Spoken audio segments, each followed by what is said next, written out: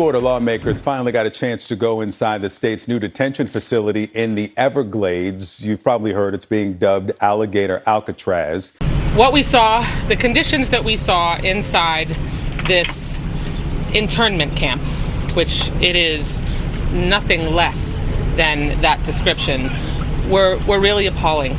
On Thursday, Florida Governor Ron DeSantis said people need to remember that Alligator Alcatraz is not a hotel. DeSantis also said that all the standards are a lot higher than what was even required. I have not been there yet, and I doubt a lot of that's factual. I mean, bottom line is, from the day one, I've been doing this job since 1984. Detainees complain about the conditions of detention. The standards are extremely high. Now, this is a state-run facility at Alligator Alcatraz. More than 30 people stuffed into a jail cell? They have a contrast. Well, I've been there, and I've seen these rooms that they are in. I wouldn't call them jail cells. I would call them a facility where they are held and that are secure facilities, but are held to the highest levels of what the federal government requires for detention facilities. Democratic lawmakers who toured the facility on Saturday described people essentially packed into cages in vile conditions and yelling for help. This weekend, the Miami Herald managed to get a list of prisoners who are already being held in this Everglades prison camp or who are slated for transfer into it. Of the number of people that they found on this list, the Herald found that a huge proportion of them have no criminal convictions at all or any pending charges in the United States. They keep saying it's the worst of the worst, but these are people with no criminal convictions and no pending charges. What's up, everybody? Major Retired Richard Ojeda here, and let's just call it what it is. It's a concentration camp, not some immigrant facility, not some sanitized nonsense that they feed the media. It's a damn concentration camp right in the middle of the Florida Everglades. People are being held in cages. These cages hold 32 people per cage. There are 3 toilets in each cage for the group of 32 people, and their drinking water comes from the toilet. There's a little spigot on top of the toilet, and that's where they drink their water. The thing people have to realize, too, is when an immigrant is being detained, they're being detained because they're going through the legal process of deportation. They have not been convicted of a crime. They're not serving a sentence for a crime.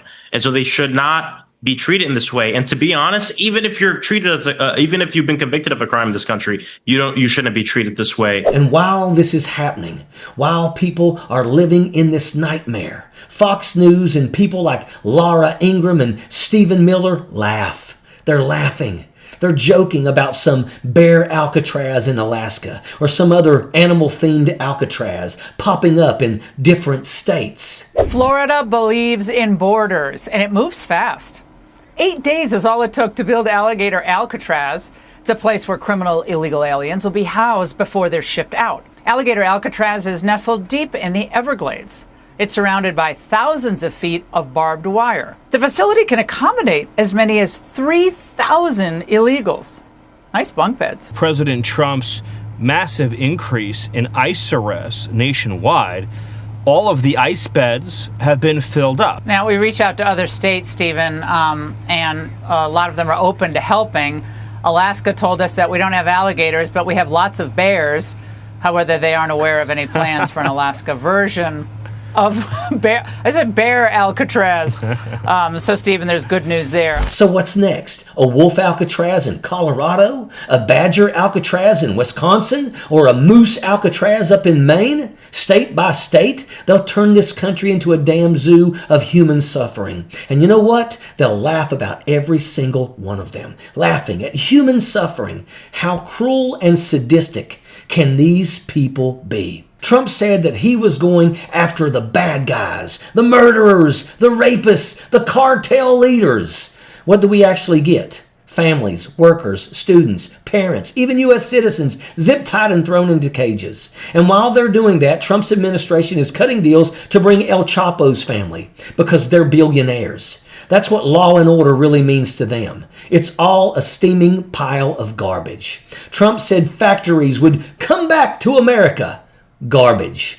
Absolute garbage. Promised everything, deliver nothing. And when all else fails, blame Joe Biden. He said he'd release the Epstein files. Lie. Said he'd end the Russian-Ukraine war in one day. Lie. Said he'd make 90 deals in 90 days. Lie. He said no wars and then bombed Iran. Everything he promised was a lie. Every single thing. And here's another one. He said he'd protect the people who supported him. You remember that? Said the farmers, the small towns, the forgotten men and women would finally have a voice. Instead, he turned around and handed the farms over to corporate cronies, while the very same people who picked their crops are now being ripped out of those fields and tossed into cages. So even his own voters got sold out and left with nothing but a MAGA hat and a bunch of empty words. And here's the thing. You can't hide behind excuses. You can't stand there and say, I was just doing my job, or I was just following orders. That didn't save the Nazis at Nuremberg, and it won't save you. When this is over, and it will end, there will be hearings, there will be trials, and every single ICE agent, every single politician, every single bureaucrat who thought this was okay will have to answer for every bit of it. Because what we're seeing right now isn't justice. It's cruelty. It's sadism dressed up as policy. It's slavery disguised as work programs. Don't kid yourself. That's what's coming next. They'll take people from these cages and bust them straight to the fields. 16-hour days, picking crops, no chains, but it's still a damn chain gang. Modern day slavery, right here in America. And I don't give two who you are. If you support this, stop calling yourself a Christian.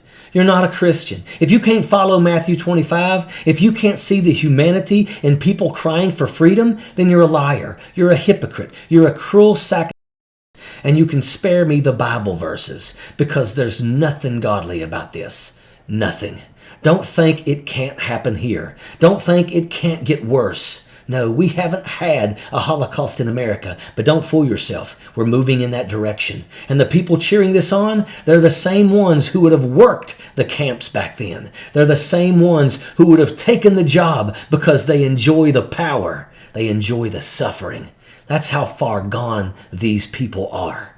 So yeah, laugh it up. Call it Bear Alcatraz in Alaska. Call it Gator Alcatraz in Florida. Call it whatever the hell you want. But remember this, every time you laugh, every time you turn away, you're showing the world exactly who you are. And when the truth finally comes out, when the Epstein files drop, when the cages are opened, when the survivors tell their stories, you won't be able to hide. Not from history, not from God, not from the judgment that's coming for every single one of you who let this happen. So there it is. You've heard the lies. You've seen the spin. You've seen the cages. You've heard the cries for freedom.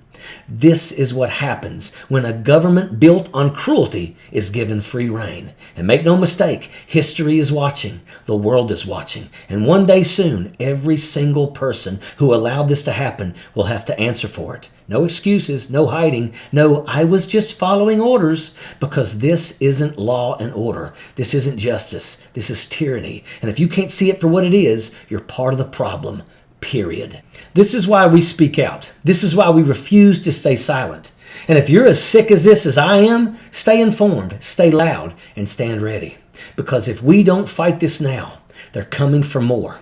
And make no mistake about it, they won't stop. You're not going to hear this kind of truth on Fox News or from the politicians who are cashing in on this cruelty. But you will hear it right here on Rebel HQ with TYT, where we call out the corruption, expose the lies, and fight for what's right. Keep watching, keep sharing, and keep the pressure on, because the only way we stop this is together. And that is an absolute fact. Sappers clear the way, airborne all the way.